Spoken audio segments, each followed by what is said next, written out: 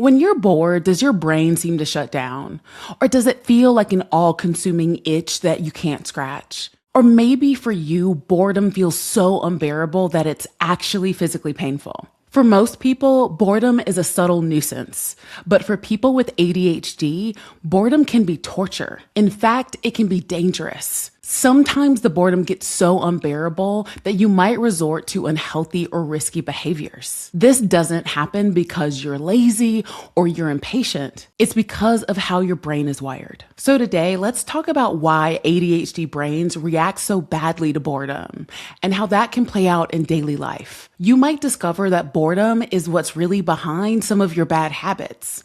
And I'll walk you through 4 strategies for managing boredom in healthy ways. This is ADHD where we talk about everyday life and ADHD. I'm your host, Dr. J. I'm a licensed psychologist who works with those with ADHD. If boredom makes you want to crawl out of your skin, this episode is for you.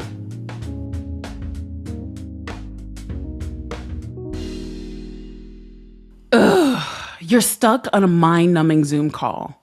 This could have been an email. Now, not only can you not focus, but your body aches and you want to throw the whole computer out the window. Why does this happen with ADHD? Let's take a look at what's going on in your brain. First, we're going to talk about the dopamine piece, and it's complicated. Here's where I want to be a little careful because this gets oversimplified constantly. The old explanation was ADHD brains have less dopamine.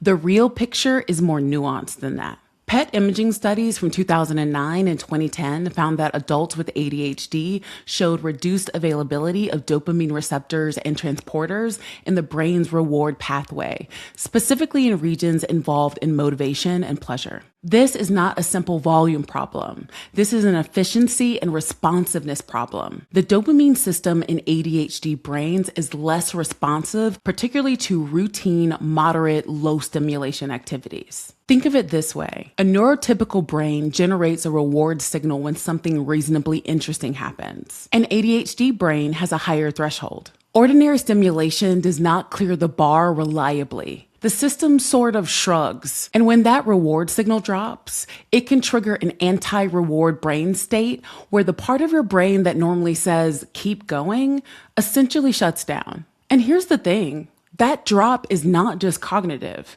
it's physical. Restlessness, agitation, a felt sense of wrongness that your body is trying to resolve by literally doing anything else. The discomfort you feel when you're bored with ADHD is a real neurological experience. But here's an important caveat, and I mean this. The dopamine story in ADHD is still evolving. This is a simplified version of a genuinely complicated system. The next thing I want to get into is that time perception makes boredom worse. Research consistently shows that people with ADHD underestimate elapsed time and struggle to sense when a boring activity will end. A neurotypical person in a dull meeting can roughly feel that time is moving. They know that it's going to end. For someone with ADHD, the same meeting can feel untethered from time entirely. 1 minute can subjectively feel like 10.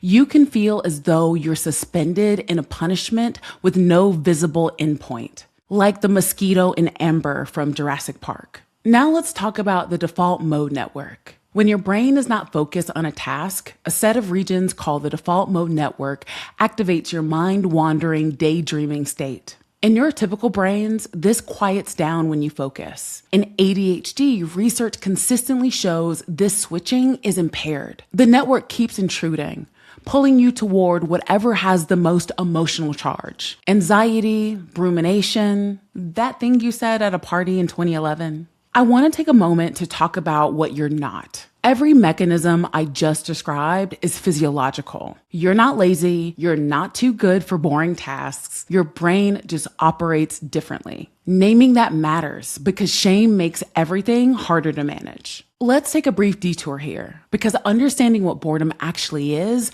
including the parts that make it genuinely interesting, changes how you relate to it. And if your ADHD brain just perked up at the word interesting, good. Stay with me.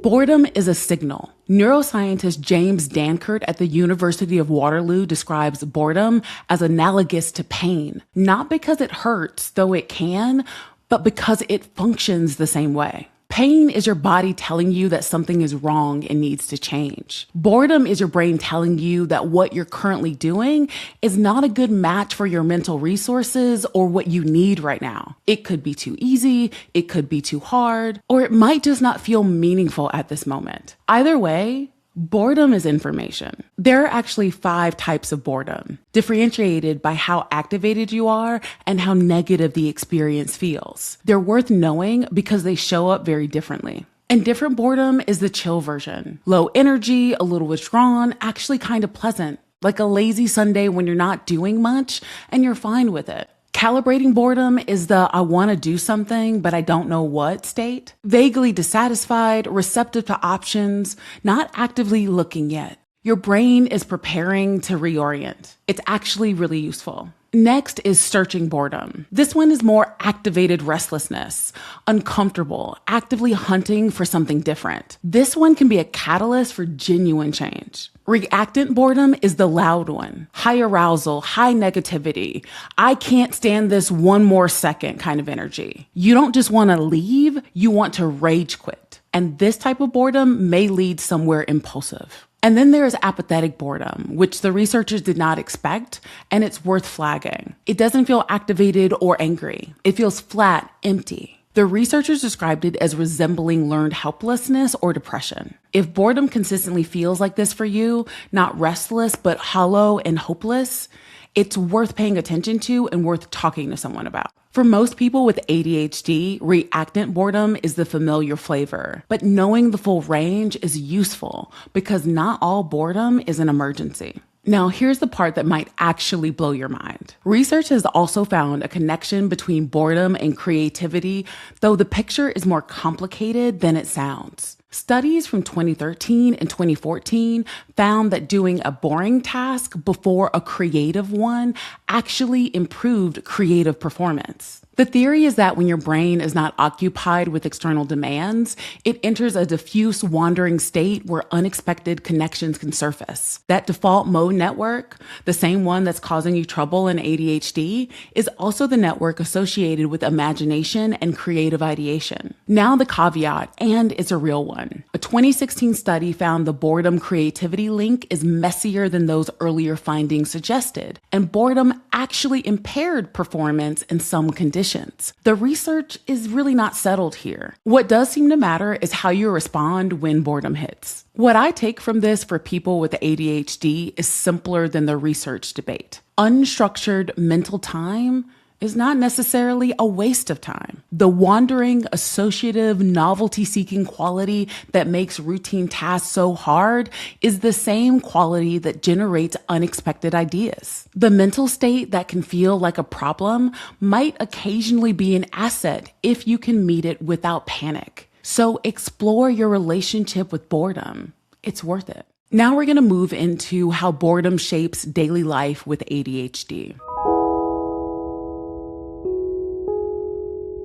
The first area I want to talk about is risky and impulsive behavior. When the ADHD brain can't find appropriate stimulation, it can seek out inappropriate stimulation. Impulse control is already compromised in ADHD.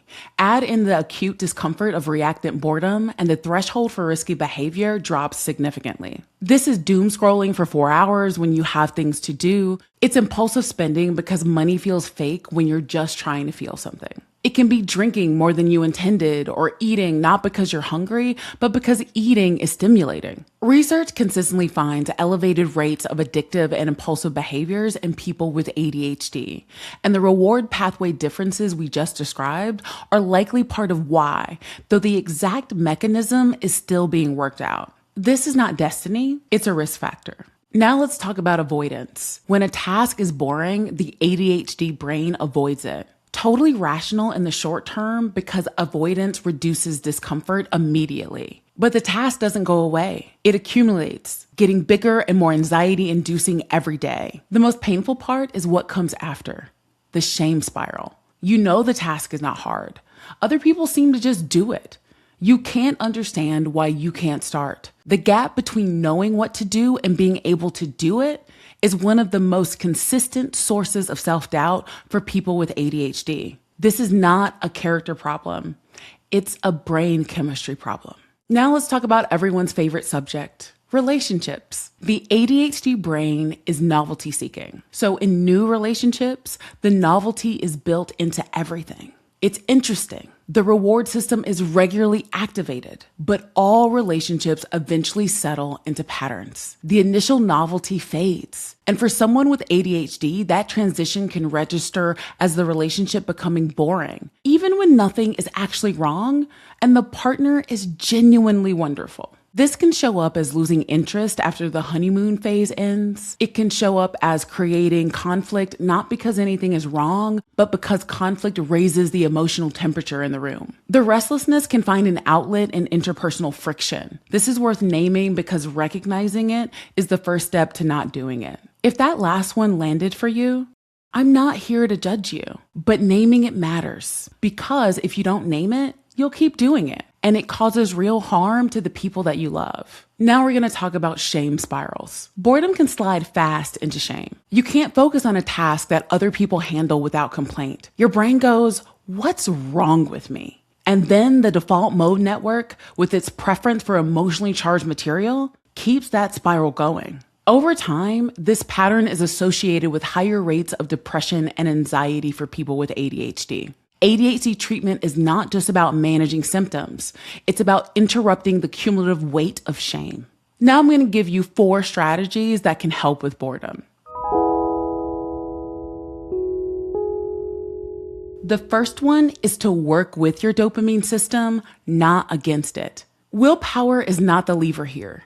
Research consistently shows that immediate external rewards are more effective for ADHD brains than internal motivation or delayed consequences. Break boring tasks into the smallest possible pieces and put them on a checklist. Each check is a micro reward. Also, set timers. A timer creates an endpoint your brain can't generate on its own during low stimulation tasks. And lastly here, gamify. So for example, can I answer these 3 emails in 10 minutes? You're engineering small dopamine hits. It sounds ridiculous, but it works. Number 2 is to design your environment. External stimulation can actually help regulate the ADHD nervous system during boring tasks. If the brain is understimulated, adding environmental input can bring it up to a functional threshold. Experiment with what works for your nervous system. Background music or white noise. Working in a coffee shop instead of a silent room. Body doubling is also surprisingly effective for those with ADHD. None of these strategies are magic,